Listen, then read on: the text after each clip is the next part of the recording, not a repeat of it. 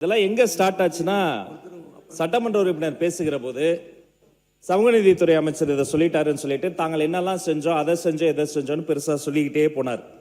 உண்மையிலேயே அனைத்து சாதியை சேர்ந்தவங்களை அர்ச்சகர் ஆக்கணும் அப்படின்னு அவங்க சொல்றாங்க. அனைத்து சாதியை சார்ந்தவங்களை அர்ச்சகராக்குனாங்க. சரி, அப்புறம் ஏங்க ஒரு தலித்த கூட பள்ளிக்கல்வித்துறை அமைச்சரா இத்தனை வருஷத்துல நீங்க ஆக்கவே இல்லை? இதுதான் உங்களுடைய சமூக நீதியா?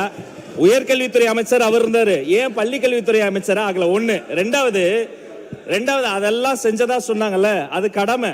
எப்போதுமே நாங்க தான் செஞ்சோம் எங்களை ஏதோ வாங்கக்கூடிய நிலையில அப்படி தாழ்த்தி பார்க்க கூடாது. அது கடமை, ஒவ்வொரு அரசின் கடமை. ஒடுக்கப்பட்ட மக்களுக்கு வேலை செய்வது கடமை. 3, இவ்வளவும் சொன்னீங்களே, அதே கட்சியில இருந்து எத்தனையோ மூத்த உறுப்பினர்கள் இன்னைக்கு இந்த சமூகத்தில இருந்து, ஒடுக்கப்பட்ட சமூகத்தில இருந்து இத்தனை பேர் வந்துட்டாங்க, இவ்வளவு பேர் வந்துட்டாங்க. நாங்க போட்ட பிச்சைன்னு சொன்னதை மறக்க முடியுமா?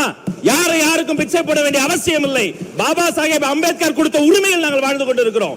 அதனால மதிப்பிற்குரிய உறுப்பினர் பொதுக்கூட்டத்தில் பேசுவதை போல பேசுகிறார்னு இவரை சொல்லாதீங்க, அவரை சொல்லுங்க. கருத்தால் எதிர்கொள்ளுங்க. நீங்க கொடுத்து வாங்க வேண்டிய நிலைமையில நாங்க இல்ல. எல்லோருக்கும் எல்லாம். இது அம்பேத்கர் எழுதி வைத்த சட்டம். இதை செய்ய வேண்டியது கடமை.